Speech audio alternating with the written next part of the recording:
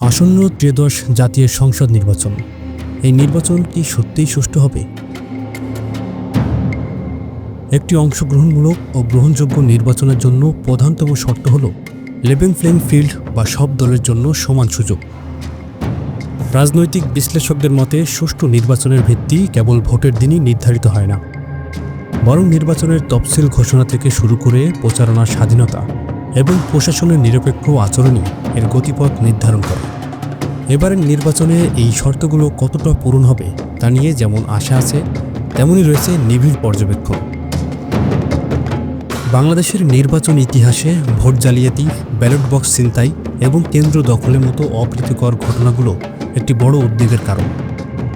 বিগত নির্বাচনগুলোতে ভোটারদের উপস্থিতি এবং ভোট প্রদানের স্বচ্ছতা নিয়ে আন্তর্জাতিক মহলে ওঠা প্রশ্নগুলো এখন জনস্মৃতিতে টাটকা।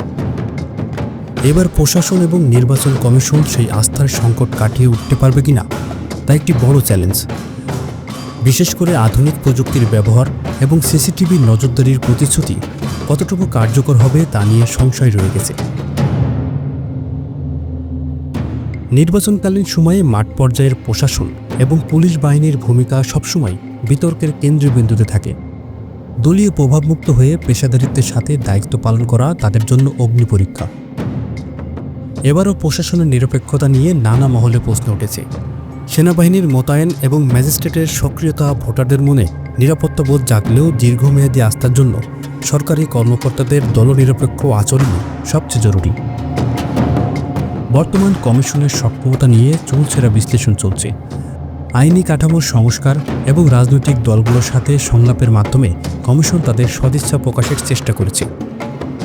তবে মাঠ পর্যায়ে বিশৃঙ্খলা দমন এবং নির্বাচনী আচরণবিধি কঠোরভাবে বাস্তবায়ন করার মাধ্যমেই কমিশনের প্রকৃত বিশ্বাসযোগ্যতা প্রমাণিত হবে। রাজনৈতিক সহিংসতা বাংলাদেশের নির্বাচনী সংস্কৃতির এক নেতিবাচক অধ্যায়। এবারও প্রচারণার সময় বিভিন্ন স্থানে সংঘাতের খবর পাওয়া যাচ্ছে। প্রধান রাজনৈতিক দলগুলোর মধ্যে আস্থার অভাব এবং আওয়ামী লীগের মতো বড় দলের অনুপস্থিতি নির্বাচনের অন্তর্ভুক্তিমূলক চরিত্র নিয়ে বিশ্ব দরবারে আলোচনার সুযোগ করে দিয়েছে।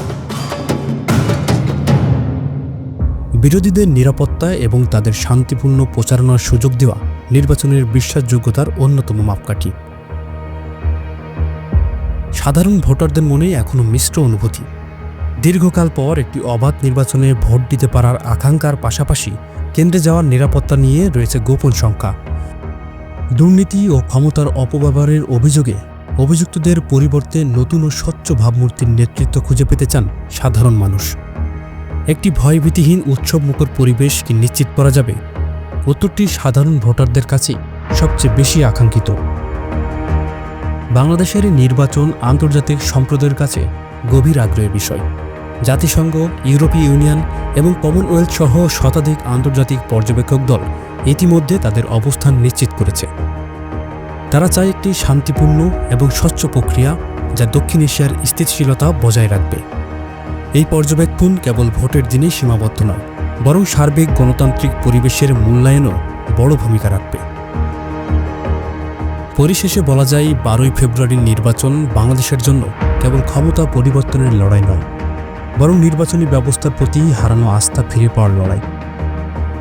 প্রশাসন, রাজনৈতিক দল এবং নাগরিকদের সম্মিলিত সদিচ্ছাই পারে একটি গ্রহণযোগ্য ফলাফল উপহার দিতে। কিন্তু ইতিহাস এবং বর্তমানের নানা চ্যালেঞ্জ কি সেই লক্ষ্য অর্জনে সহায়ক হবে? প্রশ্নটির উত্তর এখনও সময়ের হাতে।